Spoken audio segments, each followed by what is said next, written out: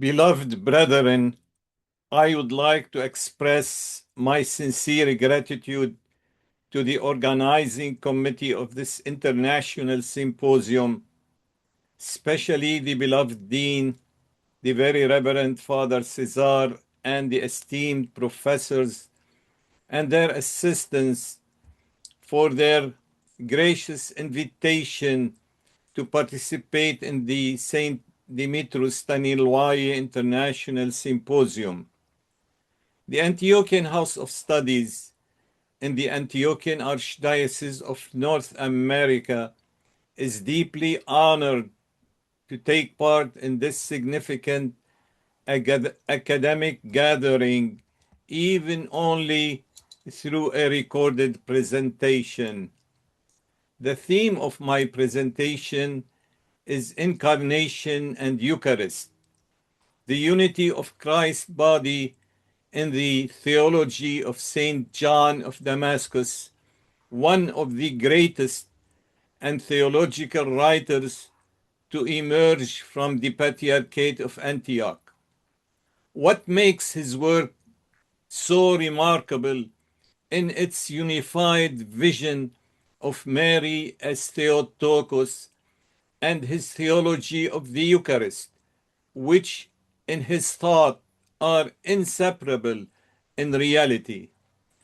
His principal dogmatic work, the Fide Orthodoxa, with the sacramental treatise De Immaculato Corpore and the apologetical Contra Nestorianos, reveal a theological vision in which the doctrine of the Incarnation, the role of Mary the Theotokos, and the Eucharistic mystery are Christologically interdependent in the economy of salvation.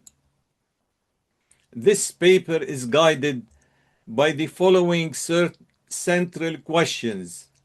To what extent is the body assumed from the Virgin Mary in the Incarnation substantially identical with the body communicated in the Eucharist? How can the pneumatological dimension in sacramental transformation be highlighted so that participation in the Eucharist becomes a genuine participation in the deifying body of the incarnate Logos? St. John specifies that the body of the Lord, since it never subsisted of itself, not even for an instant, is not a hypostasis, but an hypostaton. This formulation clearly affirms a double consubstantiality, both divine and human. Therefore, Christ's human nature subsists in the eternal hypostasis of God the Logos from the very moment of its conception. In his book, Against Heresies, he included all those who denied the full role of Mary. Against Apollinarius, he proved that the body of the Logos had both rational and noetic faculties. And against the Arian claim that Christ took a body devoid of a soul, John insists that his human flesh is fully consubstantial with our human nature. He stated, he took the whole of our nature for the whole of it, that he might grant salvation to the whole. He addresses the Nestorians, saying, then you confess two sons of God, one according to nature, one according to grace, and worship two sons, and it became 4 or 3 according to you. Then he says, if he who is born of the Virgin is a different person from the Son of God, then we are left with two options. Either there are two creators of all things, or the Christ of God, is not a creator at all. According to him, the term Theotokos recapitulates the entire mystery of the Incarnation.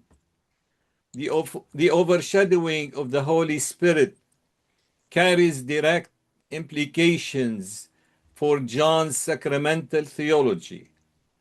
If the purity of Mary, from whom the Logos took flesh, was divinely substantiated through the Spirit's overshadowing of the Virgin, then the transformation of the Eucharistic elements is achieved by the same Spirit.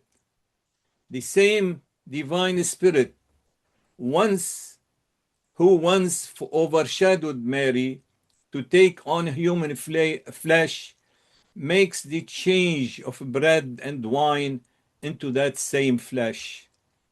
The altar is considered as the womb of the Virgin, and the epiclesis as the Annunciation reenacted in the liturgical sacrament. The mystical table bearing the Lord's body at the Annunciation.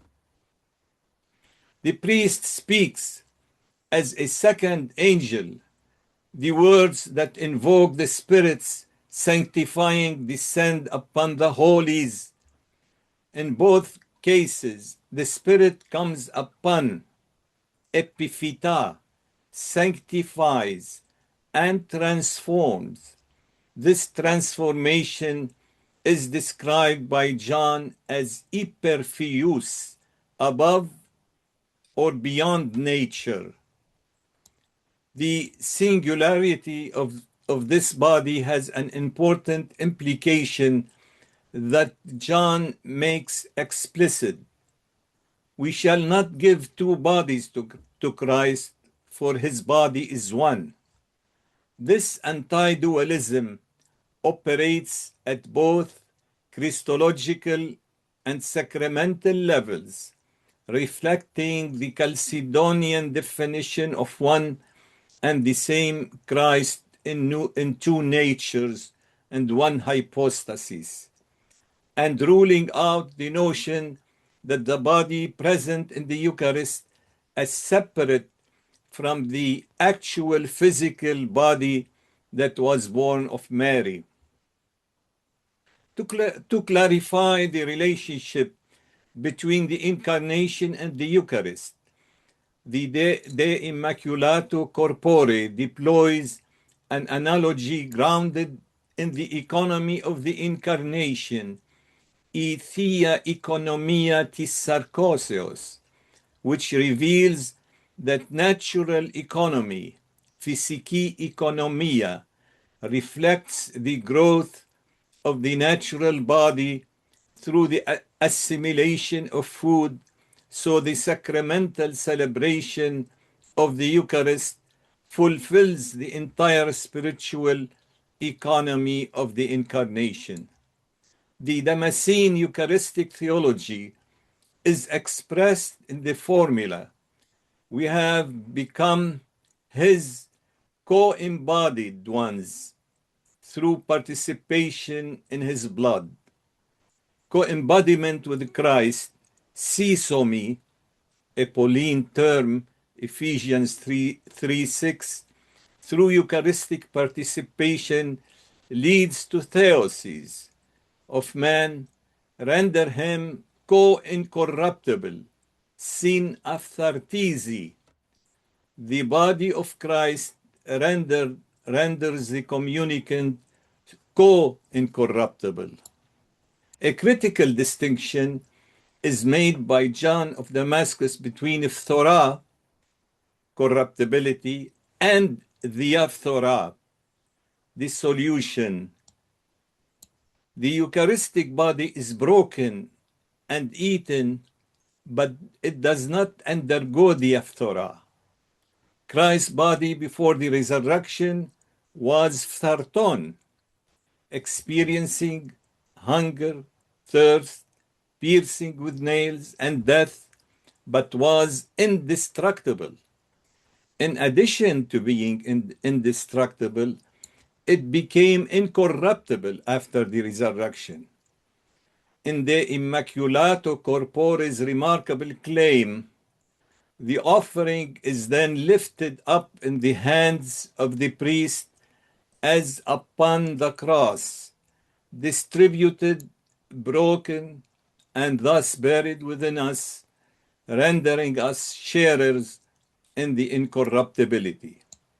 According to the De Immaculate Corpore, the ever-growing body of Christ through Eucharistic communion is the Incarnation's continuation in history. The analysis demonstrates that John Damascene's Christology and the Eucharist constitute a single mystery unfolding across the economy of salvation.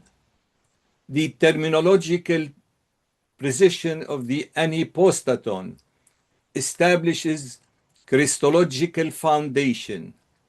The humanity assumed from the Virgin Mary by the eternal Logos subsists in the divine hypostasis, is deified from the very instant of its existence, and abides in permanent hypostatic union with the Logos.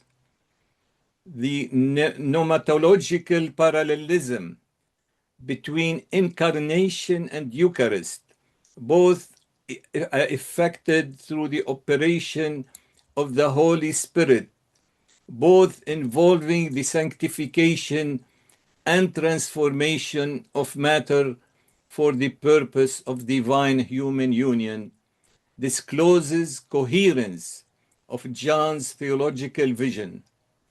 The governing vocabulary of the De Immaculate Corpore corroborates this systematic unity.